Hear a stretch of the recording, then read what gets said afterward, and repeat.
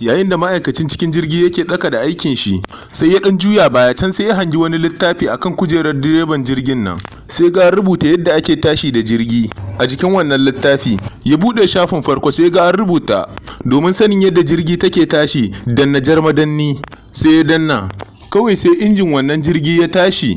Sai kuma ya bude ɗayan shafin ya ga an rubuta domin motsa jirgi ta fara tafiya danna shuɗiyar madanni, yana dannawa kuwa sai ta kama tafiya.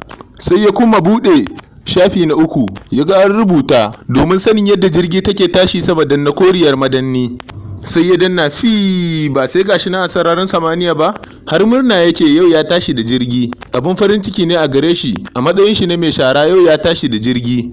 Can ajima sai fara tunanin yadda zai iya sauko, sai ya bude ɗaya shafin ya ga an rubuta domin sanin yadda jirgi take sauka a biyo ma a littafi na gaba. Nan take fara nadamar abin da sai kama kuka domin ya san mutuwa zai yi.